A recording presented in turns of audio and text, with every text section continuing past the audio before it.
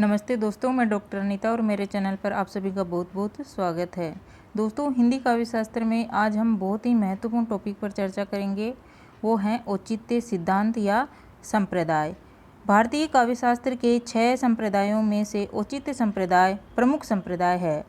इसमें हम जानेंगे औचित्य का अर्थ, परिभाषा, विभिन्न आचार्यों के औचित्य पर विचार और औचित्य के भेद और उपभेदों के बारे में। और अंत में हम ये जानेंगे कि औचित्य काव्य की आत्मा है या नहीं है। तो चलिए देखते हैं सबसे पहले औचित्य संप्रदाय। अब देखिए, औचित्य से यहाँ अभिप्राय है उपयुक्त सामंजस्य, संतुलन या उचित व्यवस्था से है। यानी कि काव्य प्रसंग में काव्य की शुद्धता को बढ़ाने वाले उपकरण का उचित तरीके से प्रयोग करना ही क्या है, औचित्य कहलाता है। औचित्य सिद्धांत भारतीय काव्य शास्त्र के सिद्धांतों में सबसे नवीन सिद्धांत है।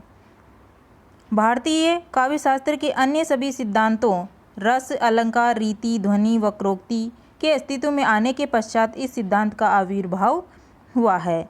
देखिए, ये भारतीय काव्य शास्त्र के जो 6 संप्रदाय हैं, रस, अलंकार, रीति, ध्वनि, वक्रोक्ति और औचित्य, इनमें से इन सब के अंत में औचित्य सिद्धांत आया है। फिर देखेंगे औचित्य का अर्थ। अब औचित्य शब्द का उद्भव उचित शब्द से हुआ है। औचित्य शब्द का उद्भव किससे हुआ है? उचित शब्द से। उचितस्य भावः औचित्यम, अर्थात काव्य में प्रत्येक काव्य तत्व का उचित रूप से प्रयोग औचित्य कहलाता है। यानी कि काव्य में प्रत्येक काव्य तत्व का सही तरीके से, उचित तरीके से प्रयोग करना ही क्या कहलाता है? औचित्य कहलाता है। औचित्य संप्रदाय के प्रवर्तक आचार्य क्षेमेंद्र हैं। ये क्वेश्चन है ना, बहुत बार एग्जाम में पूछा जाता है कि औचित्य संप्रदाय के प्रवर्तक माने जाते हैं, तो कौन माने जाते हैं? क्षेमेंद्र माने जाते हैं। 11वीं शताब्दी में क्षेमेंद्र ने औचित्य संप्रदाय की स्थापना की और इनकी पुस्तक औचित्य विचार चर्चा है। आचार्य क्षेमेंद्र की पुस्तक का क्या नाम है? औचित्य विचार चर्चा। औचित्य का शाब्दिक अर्थ उचित का भाव है। उचित का भाव ही क्या है?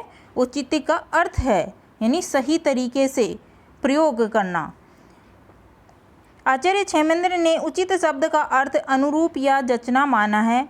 जो वस्तु जिसके अनुकूल होती है उसे प्राचीन आचार्यों ने उचित कहा है। अतः उचित का भाव ही औचित्य है। आचार्य क्षेमेंद्र ने कहा है कि उचित शब्द का अर्थ क्या है?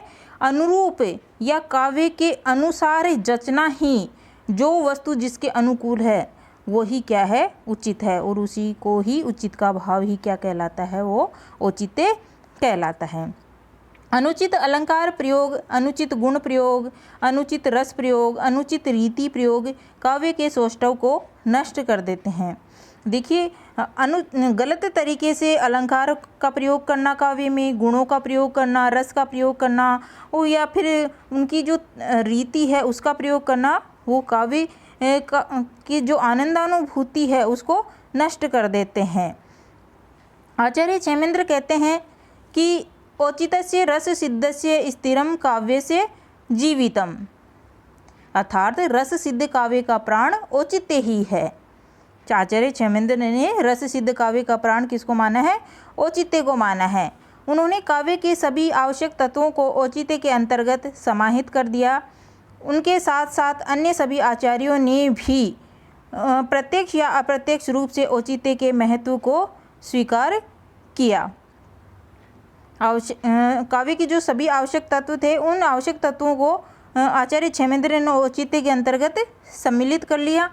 और इसके साथ ही जो अन्य जो आचार्य थे, उन आचार्यों ने भी उनको कईयों ने प्रत्यक्ष रूप से तो कईयों ने अप्रत्यक्ष रूप से उनके औचित्य के महत्व को स्वीकार किया है।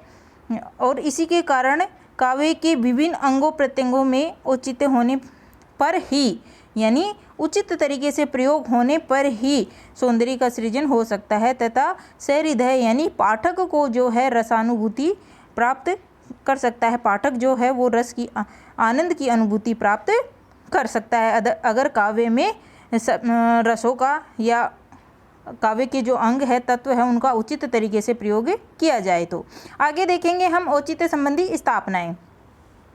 औचित्य संबंधी स्थापनाएं में जो विभिन्न आचार्य हैं उन्होंने अपने जो मत रखे हैं उनको जानेंगे। तो सबसे पहले जो आचार्य हैं वो हैं भरत मुनि। भरत मुनि ने अपने नाट्य शास्त्र में कहीं पर भी औचित्य सिद्धांत के बारे में चर्चा नहीं की, लेकिन व्यवहार में उन्होंने औचित्य पर बल दिया है। भरत मुनि ने नाट्य शास्त्र, यानी इनका ग्रंथ है नाट्य शास्त्र, तो इस नाट्य शास्त्र ग्रंथ में उन्होंने कहीं पर भी औचित्य सिद्धांत के बारे में नहीं चर्चा की, लेकिन व्यवहार में उन्होंने औचित्य पर बल दिया। वे काव्य में औचित्य बनाए रखने के लिए अनौचित्य से बचने की प्रेरणा देते हैं। भरत मुनि कहते हैं कि अगर काव्य में औचित्य बनाए रखना है तो सबसे पहले अनौचित्य से बचो। भरत मुनि ने नाटकीय प्रसंग में पात्र, प्रकृति, वेशभूषा, भाषा आदि के औचित्य का विस्तृत प्रतिपादन अपने नाट्य शास्त्र में किया है। भरत मुनि ने नाटकीय प्रसंग में जो पात्र हैं, उनकी वेशभूषाएं हैं, इनका वर्णन, औचित्य का विस्तृत प्रतिपादन नाट्य शास्त्र में उन्होंने किया है। उदाहरण के लिए जैसे भरत मुनि कहते हैं कि अभिनय करते समय वेश आयु के अनुरूप होना चाहिए। गति प्रसार यानी शारीरिक चेष्टाएं वेश के अनुरूप होनी चाहिए, यानी अभिनय करते समय जो वेशभूषा है वो आयु के अनुसार होनी चाहिए और जो शारीरिक चेष्टाएं हैं वो वेशभूषा के अनुसार होनी चाहिए। तो ये तो थे भरत मुनि के विचार। आगे जो दूसरे आचार्य हैं वो हैं भामह है। भामह कहते हैं कि औचित्य तत्व की ओर संकेत करते हुए वो कहते हैं कि असाधु वस्तु भी आश्रय के सौंदर्य से अत्यंत सुंदर बन जाती है। यानी असाध्य जो वस्तुएं हैं वो भी अगर आश्रय का सौंदर्य पा लेती है किसी का तो उससे सुंदर बन जाती है। जैसे काजल तो स्वभावतः काला होता है, परंतु सुंदर स्त्री के नेत्रों में अंजित हो जाने पर उसकी वेशभूषा बढ़ जाती है। तो ये भामह का मत था। आगे जो आचार्य हैं वो हैं दंडी। दंडी कहते हैं कि औचित्य के स्थान पर दोष परिहार शब्द का प्रयोग किया है इन्होंने। दंडी ने औचित्य के स्थान पर दोष परिहार शब्द का प्रयोग किया है और ये कहते हैं कि कवि के कौशल से ये विरोध दोषत्व छोड़कर गुण भी बन जाते हैं। अगर कवि में इतना कौशल है, इतना काव्य को रचने की इतना कौशल है उसमें, तो जो काव्य में दोष हैं वो भी गुण बन जाएंगे, ये दंडी का मानना है।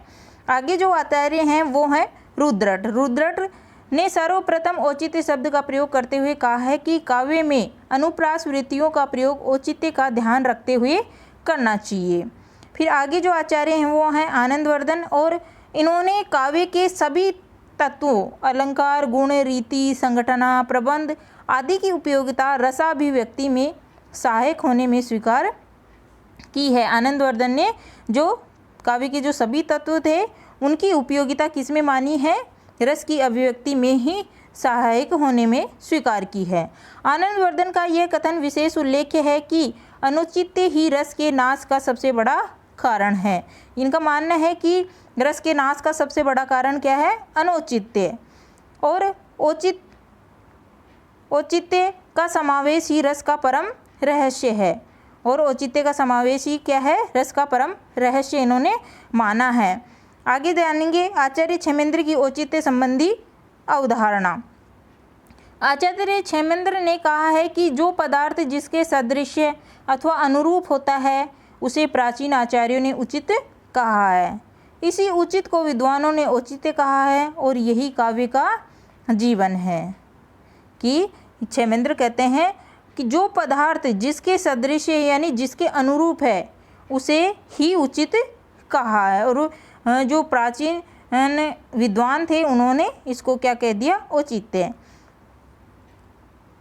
एक दोहा देखते हैं कि उचितम प्राहुराचार्यः सदृशं किल यस्य यत् उचितस्य च यो भाव तदौचित्यं प्रच्यते। अर्थात क्षेमेंद्र ने स्पष्ट कहा है कि सुंदर शब्दार्थ रूप काव्य के उपमा आदि अलंकार बाहरी शोभा को बढ़ाने वाले हैं। क्षेमेंद्र ने उचित विचार चर्चा ग्रंथ में औचित्य का विस्तृत एवं व्यापक वर्णन किया है। अपने पूर्ववर्ती आचार्यों की अपेक्षा इन्होंने औचित्य को काव्य का सर्वाधिक महत्वपूर्ण तत्व माना है और यही कारण है कि उन्हें औचित्य सिद्धांत का प्रतिष्ठापक कहा जाता है। आचार्य क्षेमेंद्र औचित्य की स्थिति दो रूपों में मानते हैं, एक है भावात्मक और दूसरी है अभावात्मक। काव्य के साधनों का उचित प्रयोग भावात्मक स्थिति है और इसे उचित का भाव कहा जाता है, और काव्य के साधनों का जो अनुचित प्रयोग है इसे निषेध यानी अभावात्मक है। क्षेमेंद्र के अनुसार रस काव्य का प्राण अवश्य है, किंतु जब तक वह भी औचित्य से रुचिर नहीं होता तब तक वह रस सहृदयों के चित्त को आकर्षित नहीं कर सकता।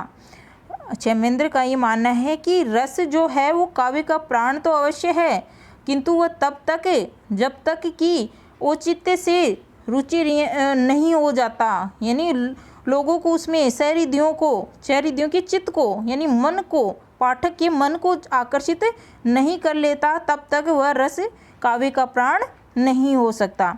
आचार्य क्षेमेंद्र ने कहा है कि काव्य में चमत्कार और चारुता उत्पन्न करने का प्रमुख कार्य औचित्य का है।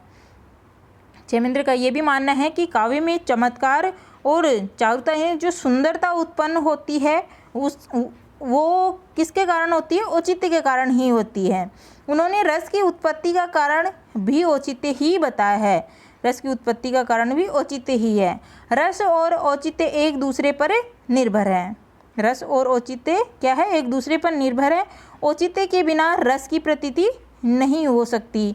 इस प्रकार बिना रस के औचित्य की स्थिति नहीं हो सकती। इस तरह से रस और औचित्य एक दूसरे पर निर्भर है। आगे जानेंगे औचित्य के भेद उपभेद।